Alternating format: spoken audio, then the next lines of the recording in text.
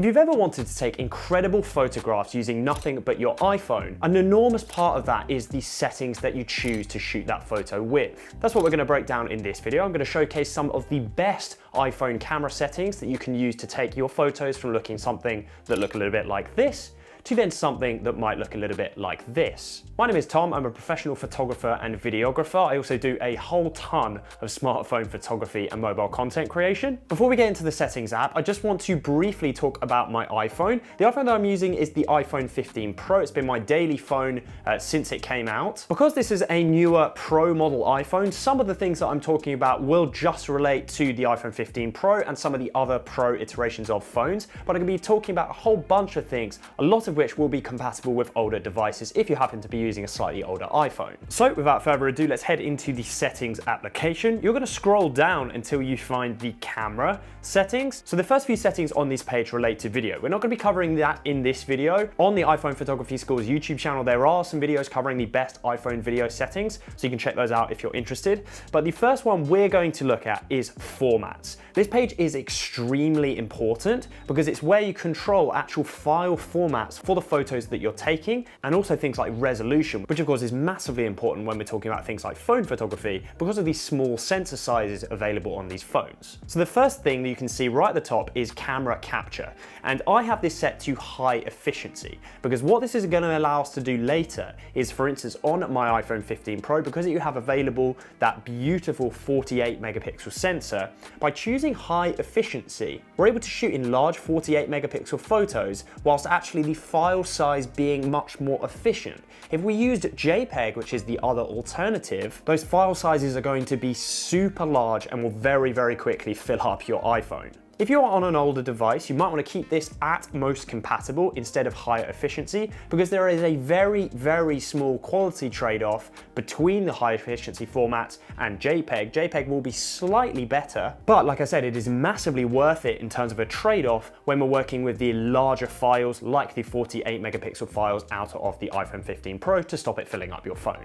Next is the photo capture. I believe this option will only appear on the iPhone 14 Pro and iPhone 15 Pro, but you can just tap into there, and this will allow you to set the kind of default resolution for the camera system. I leave this at 24 megapixels because why wouldn't we want a bit of additional detail in there? But if you are again worried about file space, you can reduce this to 12 megapixels. The next control here is also very important. This is the ProRAW and resolution control. So what this will allow you to do on phones that are able to shoot in Apple ProRAW, which we will talk about later, this allows you to actually shoot and control it within the camera app. So of course we want to turn that on. By default, I go to the high efficiency format mode. I just like to be able to shoot in this mode by default, and then I can always change it to ProRAW if needed. So let's head back now onto the main camera settings app. Next we have preserve settings. So what this will allow us to do is that any of these options that are toggled on within this settings menu will not be reset every single time you quit out of the camera app. So this is obviously really, really useful. Just play around with this settings menu. This is going to be kind of personal preference. You might find something in that menu where you actually kind of really like it to be always persist whenever you open the camera app. Here's a couple of kind of general iPhone options. Record stereo sound, that's a video setting.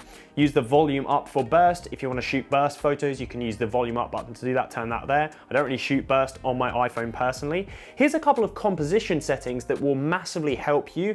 I would always suggest you turn on the grid. What this is going to do is of course overlay a grid on the camera app itself. This will help you practice basic photo composition using your iPhone camera. This is just a good setting for everyone in my opinion. Level, we have a level indicator. Whether your phone is against the horizon, that's kind of useful to turn on as well. I like to mirror my front camera. Again, that's probably a personal preference one. Scrolling down slightly, we have the photographic styles selection. This again is personal preference. There is nothing wrong with choosing one of these modes. I always tend to stick on standard, but you might, for instance, really like the rich contrast style that the iPhone offers. You can choose these, but this is kind of setting the default. Again, I'm just going to hit standard because that's what I like to stay on. There's a few settings here at the bottom. There's nothing kind of particularly major here. The main camera thing is an iPhone 15 Pro feature. Portraits in photo mode for the newer phones is a really, really useful thing because this is allowing you to capture portrait data even if you haven't shot a portrait mode image. So this is going to, if I wanted to take a photo of myself right now on my phone, because I have this toggled on, the iPhone is still going to retain that portrait mode data and allow me to use that after the fact if I decided to. You should always have this toggled on if you have this option available in your camera settings. Finally, the last three settings, I would thoroughly recommend you enable all of them. They're kind of general quality of life iPhone camera settings. You should have all three of them on. Okay, so here in the iPhone camera app, we're going to briefly walk through all of the most important settings within the app itself whilst you're actually shooting photos. So starting off from the top left up here, first of all, we have our flash. We can turn that on or off. Actually, turning that off will enable night mode. That is the kind of button you're seeing there. So obviously right now it thinks it's very, very dark because it's up against my, my background here. But then if I lift that up, you can see that the night mode actually switches off.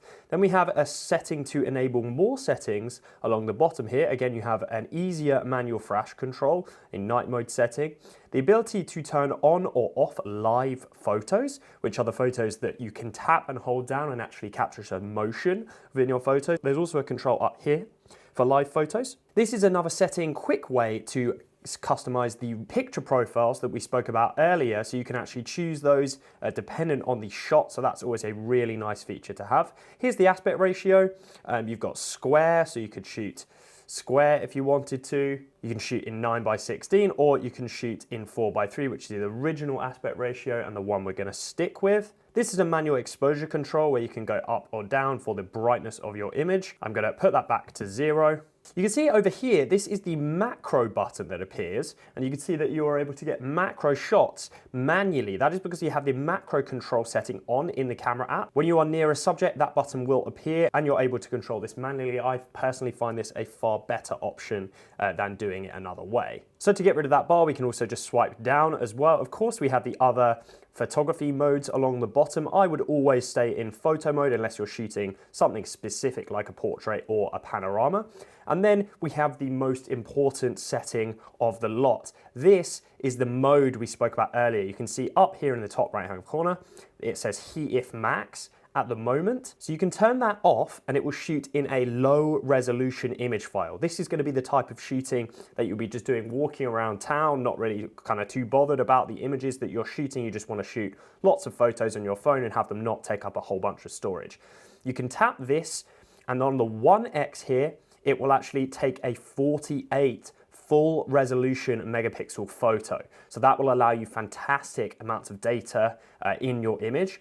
And if you want to really shake things up, this is where you get the RAW control. And we will of course talk about this later and edit a RAW shot, but you can switch between 12 megapixel RAW files, or for the 1x mode down here, the RAW Max mode. This is the 48 megapixel RAW mode for the iPhone. Say you're on holiday and you see the absolute view of a lifetime, you're going to want to, if you have the option on your phone, select RAW Max because this is going to be the best possible quality that you're able to shoot on your iPhone. At the bottom here, we of course also have our lens controls. We can go from ultra wide to normal to 2x and 3x. In terms of best quality, the 1x mode is going to always be the best possible quality on your phone. The 2x is a digital crop of the 1x mode, and then the 3x is of course a telephoto if you have access to that. Again, if you are looking for the best possible quality, stick in the 1x, unless the shot that you're after works much better in one of those other modes. I'd like to briefly talk about the difference between shooting JPEG or high efficiency image format and shooting RAW on your iPhone. So if you have an iPhone 12 Pro, 13 Pro, 14 Pro or 15 Pro, you have access to something called Apple ProRAW. And what this allows you to do is this allows you to shoot in a professional image format on your iPhone. This is called a RAW file. This is a much larger, much more data intensive file format, but it actually allows you to edit the style of your photo after taking it to achieve a look that you might not have got straight out of the camera. This is actually a workflow that is very, very common for professional photographers. I'm a professional photographer myself and shoot RAW for all of my photo jobs. When I am trying to take a beautiful iPhone photo photo, because I have access to the Apple ProRAW system on this phone, I will always shoot an Apple ProRAW image, because basically you have the best chance of achieving a photo that is going to look as good as it can be. When I'm just shooting slightly more casually, maybe I'm out in town taking a lot of photos, I will sit in the high efficiency image mode because it's way less file intensive in terms of storage space, and I just simply am not going to edit all of those photos. You can also get fantastic looking images shot in JPEG or high efficiency image formats. It's just that shooting RAW kind of really lets you fine tune that image after you shoot it. So if you do happen to have one of those phones, let's jump into Adobe Lightroom and briefly go through the process of what editing that photo might look like. Okay, so we're here in Adobe Lightroom. This is the program that I use to edit all of the RAW photographs that I take using my phone. So what we're going to do first is pull up this photo. This is far from the best photo in the world. This is from a holiday I went on to Vietnam. Like I said, far from the best photo, but what it will do is do a really good job to illustrate the type of thing you can do with shooting RAW on these phones. So you can just see kind of the amount of data that we get when we're able to shoot RAW. So we're going to first of all do an exposure correction, but of course if you tap before and after, you can see that we're losing a ton of data there in the sky. So what we're going to do is we're going to recover that like that, and the overall scene now is quite a bit brighter. I'm just going to dim this down just a little bit. The shadows I'm going to pull right up, but of course now we are losing some of that sort of contrast in the frame, so I'm going to pull that contrast up and I will bring those highlights down. And you can see again from this image, like look how dark that was before, and we're able to recover a ton of that information. I'm going to warm up this image slightly as well. Again, this is kind of going to be personal preference in terms of the editing style you might actually want to do. I'm going to go across to optics and enable lens corrections there as well. Something I want to do on all of my iPhone shots is I want to pull up the detail tab and pull the sharpening right down to about 10. The iPhone does produce a lot of sharpening, so that's going to help sort that out and just overall reduce that. I'm going to pull up the curve overall to kind of just give a slightly different curve adjustment, and you can just see the difference overall in the images there. A very, very quick edit, and really this is just kind of mainly an exposure correction just to show kind of the amount of recoverable data available in an iPhone RAW shot. So guys, that's it. If you are interested in learning some more iPhone photography tips, check out the iPhone Photography School's course, top link in the description, and learn how you can take your iPhone photos to the next level.